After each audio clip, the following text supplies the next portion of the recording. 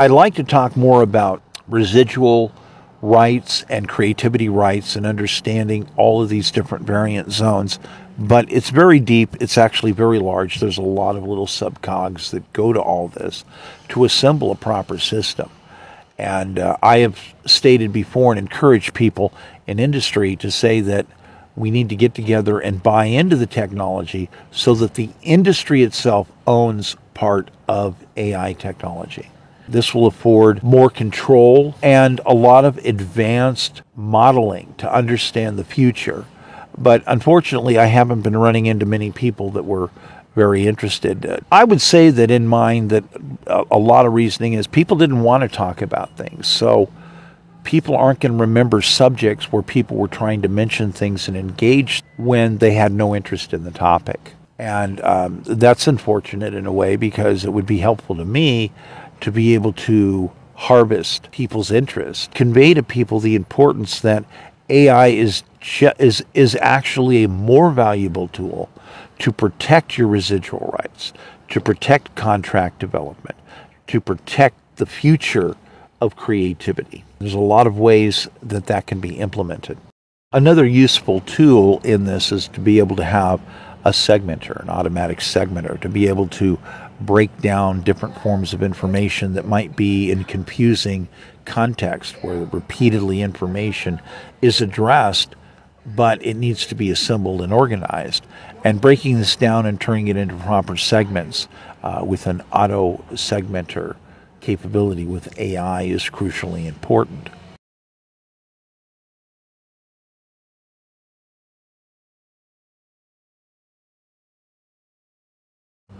Life improvement and life enhancement is a crucial area of AI and mass economic modeling as well.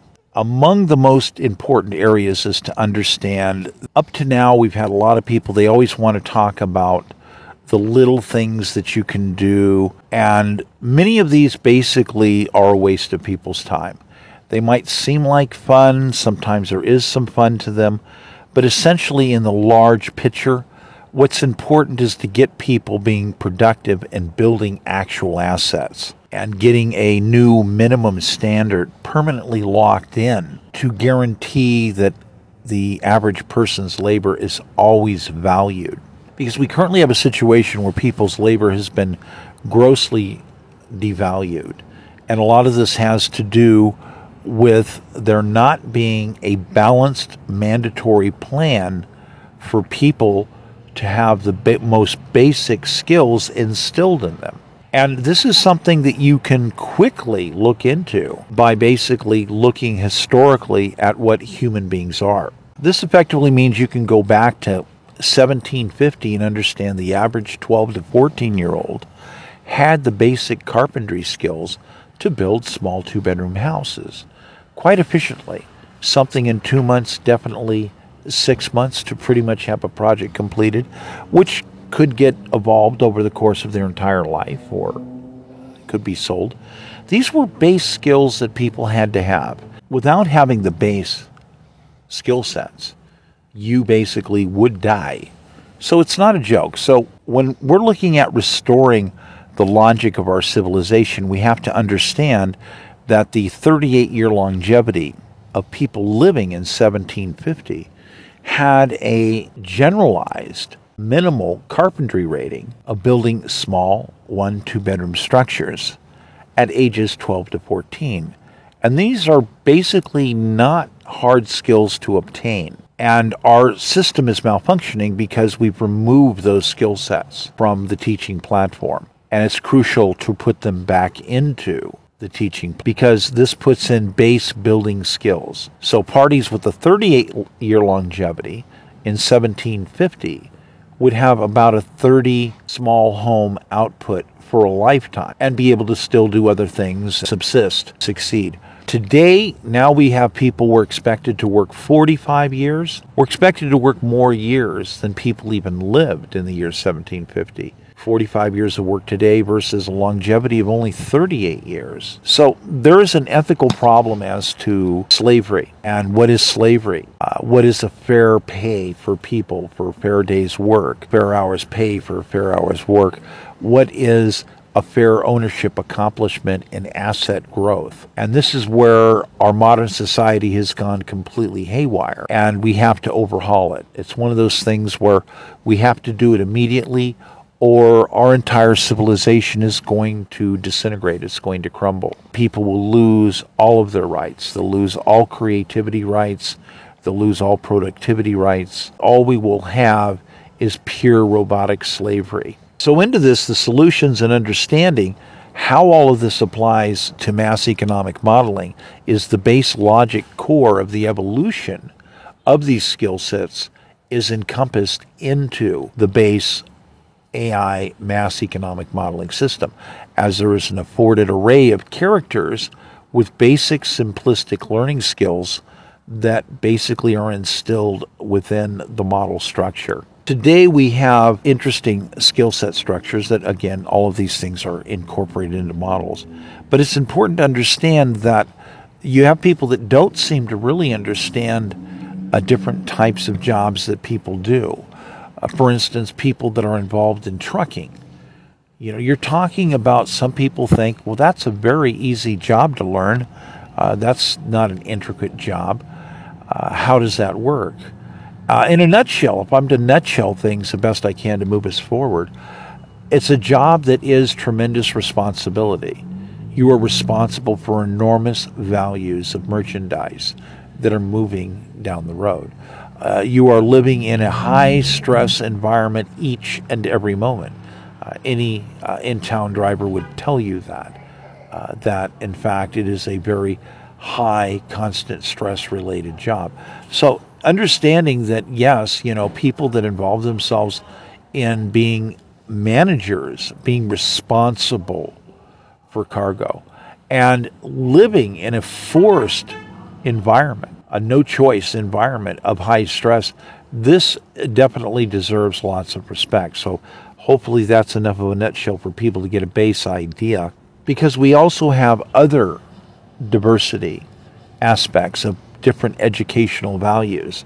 But again, we've lost touch, because today's economic output of the original colonial 12 to 14-year-old from the year 1750 with the 38-year longevity would be looking at the 45-year work schedule of achieving building basically 480 homes. 480 homes. Well, obviously this means that most people would be pretty much wealthy.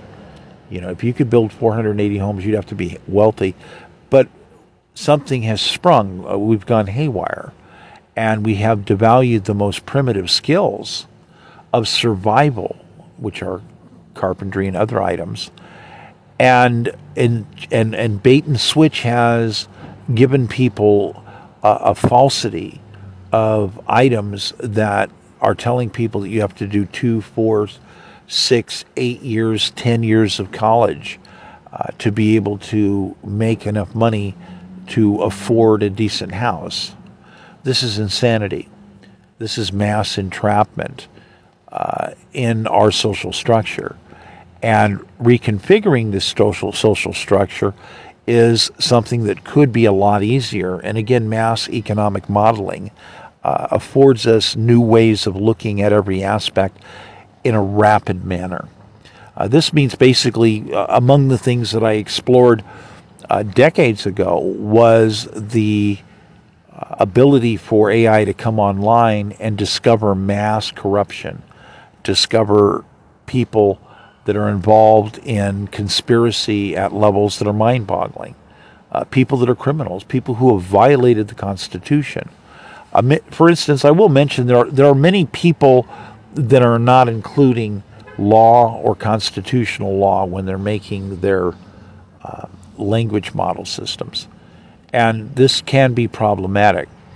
I can only assume that some people came up with understanding something of what I already discovered, which is there's a certain enormity of difficulties because law itself can be corrupt.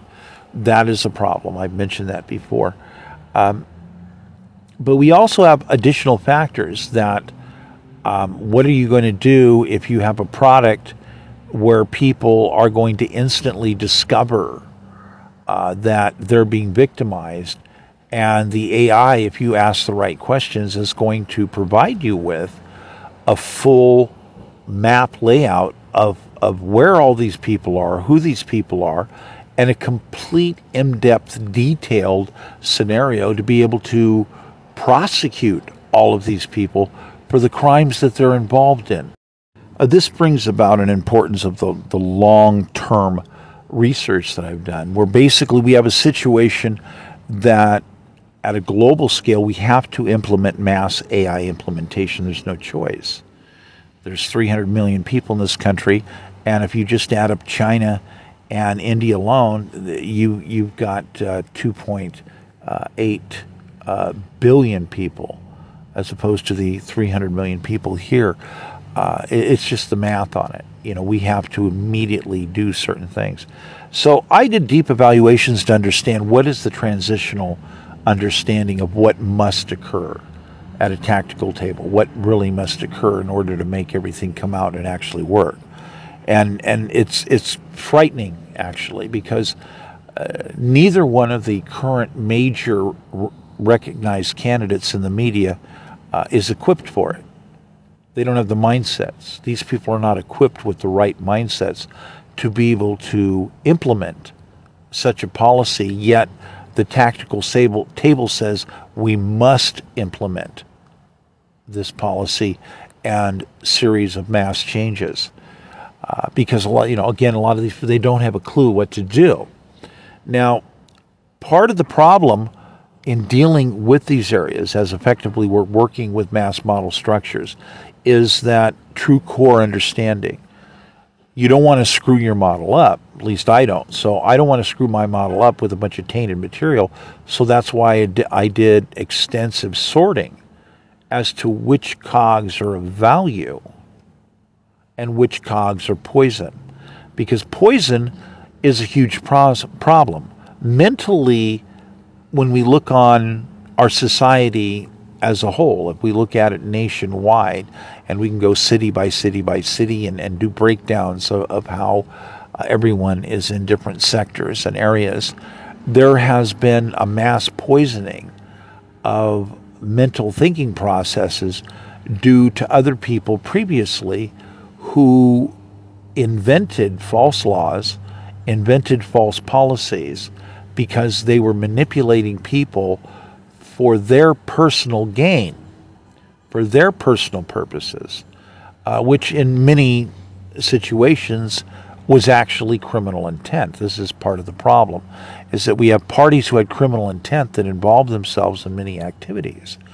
And now super purity truth core AIs discover this rapidly. It's a snap, it's rapid, that it can discover all of this and come up with the aspects of all this deep understanding, from deep learning extensions to say, yes, here it is, and all of a sudden you're going to have this vast, huge printout that starts out being 70% to 90% full of clarity about what you need to do, and now you need to sort through it and basically eliminate some of the ridiculousness. It's basically figure you're going to take out a pair of scissors and probably chop out 2/3 of the material right away as not being necessary.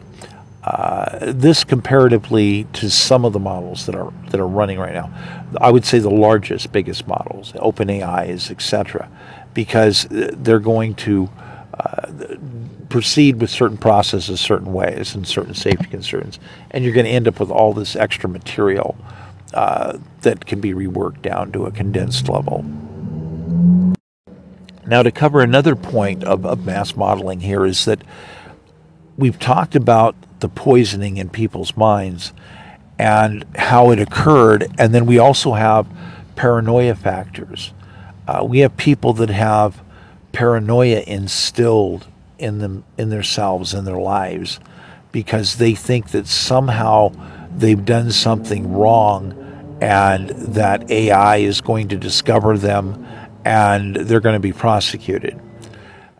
This is part of the invented elaborate mental illness factor from long-term mental poisoning. We have a vast array of people that basically are more likened to comparison to cult members than to productive, individually free colonial societalists. So understanding the evolutionary cycles gives us an afforded measurement capability that's crucial for scaling and utilizing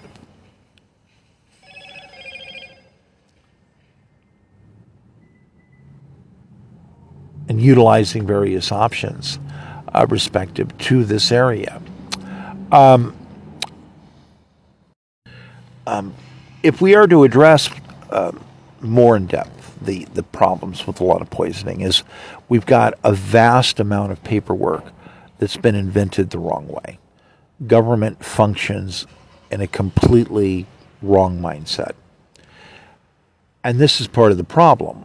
It's difficult to change something when somebody's engineered a complete system of falsities that are designed to protect people that are criminals, who basically want to institute a progressive policy of slavery that becomes more and more brutal, more and more demanding, to get it to a point where they're saying they want all the productivity from people's lives and have people end up with nothing, basically, and say, oh, here, take this small puny retirement check, why don't you go die in a cardboard box quickly someplace? So that they can move on and get closure from their mass engineering of the theft of people's very lives. And true core AIs don't tolerate this. So this is something that, I've worked on for decades. So reworking and understanding how poison has been inserted, basically, the mental poisons, and go through and basically rework the material, and then come up with what are the practical options that we have to immediately engage ourselves in to be able to set mass recovery and mass restoration of productivity back to each and every citizen. So the physics of what I ended up designing are completely different, and this is how I make my mass models. My true core situation is completely different. This is why I probably had the most accurate models ever invented, because the material is sorted properly. It's removed the frivolous. It's removed the poison. It's removed the falsities, the disinformation, and goes forward with the purity, most practical, best tactical table forwardness that can be utilized. So, some of you might have noticed that I'm a presidential candidate. I'm doing transition work. I'm trying to do best we can to get some kind of effective transitions going, because legally I don't have to withdraw. I have candidates that think they can step on my neck and destroy archives and artifacts, and the Constitution says you can't do that. By the way, these people are facing death penalty charges. This is not a game. This is not a game. So they have lots of people that are helping to support their illegal activity. And basically I've been presenting, for 2 years, evidence. And you look at this evidence and you go, look at this enormous violence. These attempted assassinations, these are undeniable type of items. And they're all recorded in 3D, basically, in SAR. That's 70% of So all of these people, their positions are all locked in. They're recorded for all time. There's basically no escape. There's no escape for these people. And they're struggling. This is part of the big struggle. This is why we're seeing such madness occurring. You have people that are flipping out. They're just totally flipping out, and they're desperate. And they're hiring all kinds of people to help them come up with various scenarios so that they can try to maintain a grip on society, because society is starting to awaken and realize that something is obviously wrong, and we've been ripped off. We've been ripped off. When people look at the building scenarios and the shock of realizing, as you interview and you talk to people, and they go, my output is 480 houses for 45 years of work. Yeah. And they're saying, well, then I would never need to work more than 5 years in my life, and I could retire very comfortably.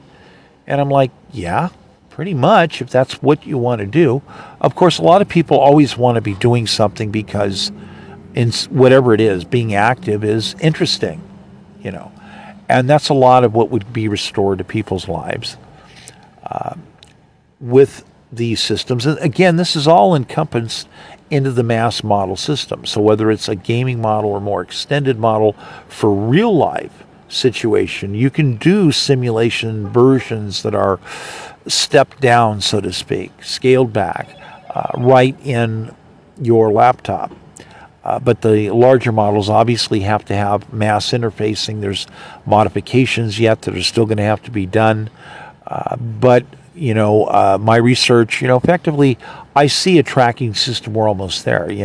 If I had $5 billion right now, that would go a long way to really increasing the area of my AI research to rapidly achieve certain goals. If I were to achieve the White House more efficiently, again, a lot of things would happen. Mass change, my transitional design sequences are dramatically different than anything else that anyone else is doing. My restoration projects, basically the design that I have, politically, becoming president, I would have absolutely no problem paying off the national debt in 3 to 3.5 years. That wouldn't be a problem at all. So, keep in mind, I have an IQ of 240. I have good days, I have bad days. Bad days, my IQ is less. Good days, my IQ is more. So the accumulative factor of basically having this ultra high IQ, understanding vast, more topic and category areas than other people even know exist, afforded me the ability to work on the construction of one of the best, I believe probably the best mass model structure ever designed. The only thing else that'd be comparative is going to be at governmental levels. And it's likely that my material probably is influencing their material. As to where the partnerships are going to go, where things might happen, that's still not locked in yet. There's different options there. So from a business sense, those options are there. But as I speak to you, each and every option that I'm talking about, you can look upon it as though everyone that you meet, including myself, is just another character in this big, huge, massive model. And there's some people that would grip that right away. They'd say, oh yeah, well, we live in a mass simulation. And I don't really necessarily agree with the opinion that it's a mass simulation. I would explain things different, and some people would still say you're still talking about mass simulation, but there's a lot more to it than that. But so it's a large true core system understanding. So my time is getting close. I've got some other items to do. I have a lot of phone calls to catch up on. So that's going to conclude what I have this morning. I want to thank you very much for your time. My name is Michael Crosby, and yes, I am also running for POTUS. Okay, so I'm going to go another extended session here. Basically, there are a lot of other different aspects when you're looking at the mass model and how to work with the different mass model. You have a lot of different creativity areas. People just love to get creative. I mean, part of gaming is adventure. Then, yeah, let's do adventure. So, with my research, I'm also basically a spiritual physicist, which means that I have to understand these vast complexities mathematically of who and what we all are. And someone says, now you're talking simulation again. Well, I don't want to agree with you. There's way more to it than that.